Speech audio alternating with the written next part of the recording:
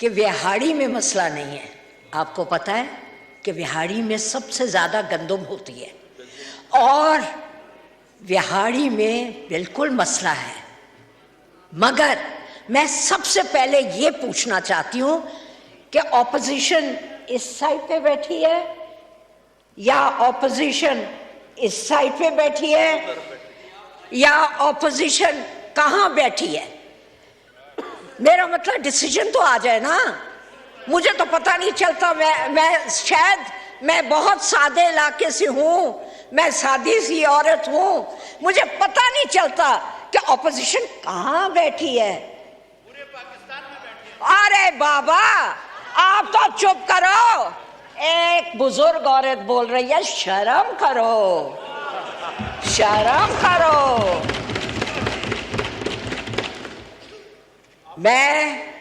मैं बुजुर्ग हूं। अरे बुजुर्ग हूं, अरे चुप करो। हम तुम्हारे लोटे की बात करता है। वक्कास शेख, मैं वोटर की नहीं लोटे की बात करता है।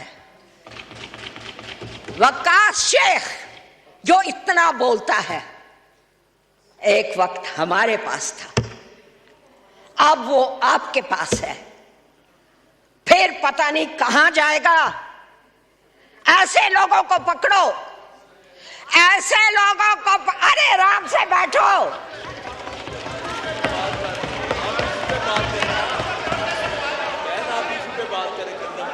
अच्छा, इनको कहो चुप करके बैठ जाए। अरे हम गंदे हुए बात करते हैं। ये तलखी वाली बात ना करें ऑनरेबल मेंबर से। अच्छा आप बैठ जाओ, बैठ जाओ। चलो लोटे वाली बात हजम कर लेते हैं। आप बीच पे बोले। ऑनरेबल मेंबर से गुजारिश है, करने आप बीच पे बोले, आप तलखी की बात ना करें प्लीज। अरे डीवी बुजुर्ग कोई नहीं, और बैठ जाओ, वेट पे करते हैं।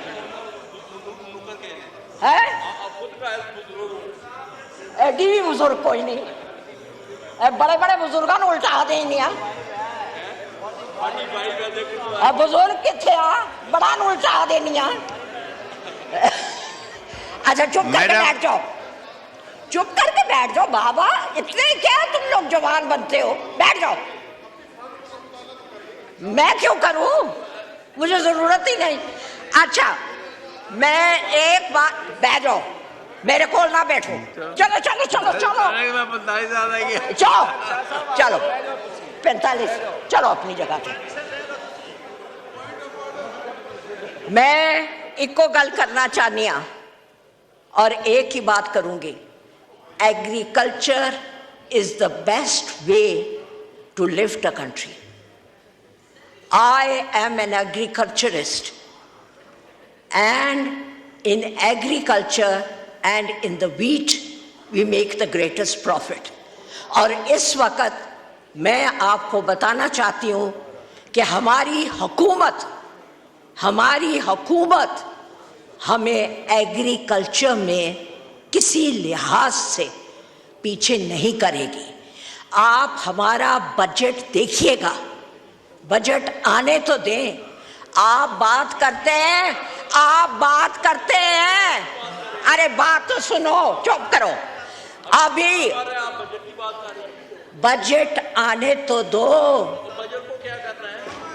बात यह है कि इंटरिम गवर्नमेंट के कोई भी काम आप हमारे पर नहीं डाल सकते, और इंशाल्लाह आप देखेंगे कि इंटरिम गवर्नमेंट जो मर्जी करती रही है, हम हर चीज को सही तरीके से चलाना आता है।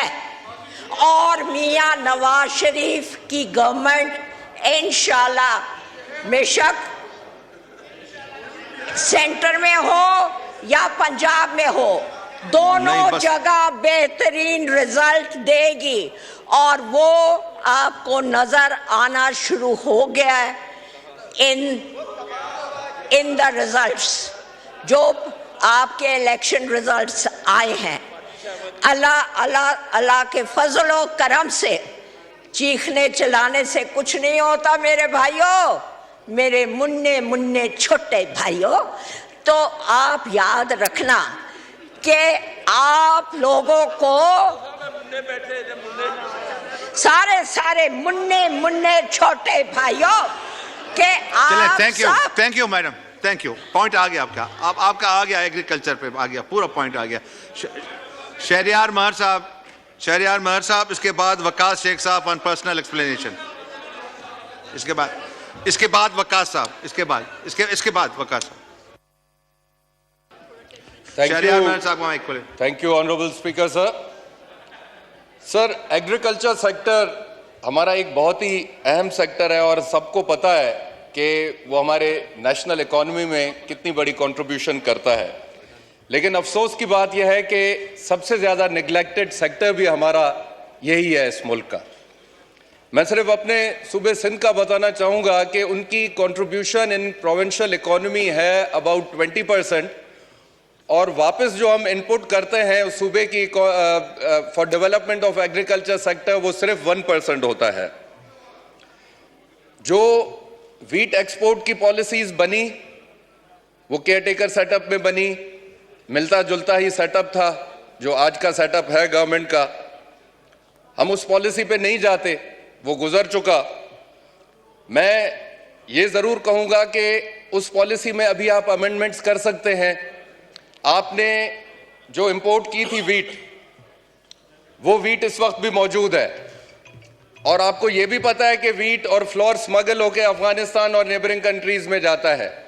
तो क्यों ना आप इस पॉलिसी को चेंज करें और उस पड़े हुए वीट को through a proper channel import policy के तहत उसको यहाँ से भेजें, और जो हमारा अपना वीट पड़ा है उसको प्रोक्योर करें, और उसको ताकि हमारे लोकल किसानों और लोकल पॉपुलेशन को फ़ायदा हो सके।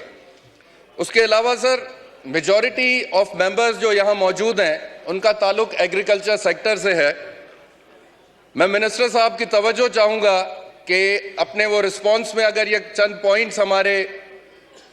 पॉइंट्स नोट करें और अपने रिस्पॉन्स में ज़रूर कवर करें। हमें ये बताएं कि ये पॉलिसी बनाई किसने है, जबकि इस असेंबली के मेजॉरिटी मेंबर्स का ताल्लुक एग्रीकल्चर सेक्टर से है।